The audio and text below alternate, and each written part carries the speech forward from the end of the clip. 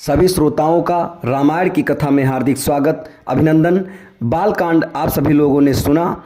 आज से नया कांड अयोध्या कांड अभी आप सभी के सामने प्रस्तुत हो रहा है। अयोध्या कांड का पहला वीडियो आप सभी के सामने प्रस्तुत है। पहली कथा राज तिलक की घोषणा आप सभी के सामने कहने जा रहा हूँ, जरूर सुनिए। कैकेयी पहुंचकर भरत अपने भाई शत्रुघ्न के साथ आनंद पूर्वक अपने दिन व्यतीत करने लगे। भरत के मामा अश्वपति उनसे उतना ही प्रेम करते थे जितना उनके पिता राजा दशरथ। मामा के इस स्नेह के कारण उन्हें यही लगता था मानो वे ननिहाल में न होकर अयोध्या में हों। इतने पर उन्हें समय समय पर अपने पिता का स्मरण हो आता था और वे उनके दर्शनों के लिए आतुर हो उठते थे। राजा दशरथ की भी यही दशा थी। यद्यपि राम और लक्ष्मण उनके पास रहते हुए सदैव उनकी सेवा में संलग्न रहते थे, फिर भी वे भरत और शत्रुघ्न से मिलने के लिए अनेक बार व्याकुल होते थे।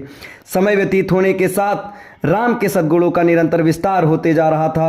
राजकाज से समय निकालकर आध्यात्मिक स्वाध्याय करते थे।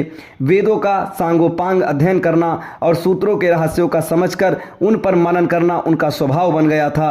दुखियों पर दया और दुष्टों का दमन करने के लिए सदैव तत्पर रहते थे। वे जितने दयालु थे उससे भी कई गुना कठोर वे दुष्टों को दंड देने में थे। वे न केवल मंत्रियों की नीति युक्त बातें ही सुनते थे, बल्कि अपनी ओर से भी उन्हें तर्क सम्मत अकाट्य युक्तियां प्रस्तुत करके परामर्श भी दिया करते थे।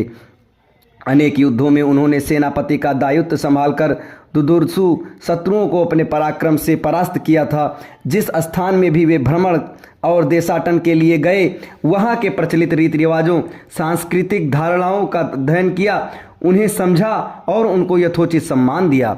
उनके क्रियाकलाप में ऐसे थे कि लोगों को विश्वास हो गया कि रामचंद्र क्षमा में पृथ्वी के समान, बुद्धि विवेक में बृहस्पति के समान और शक्ति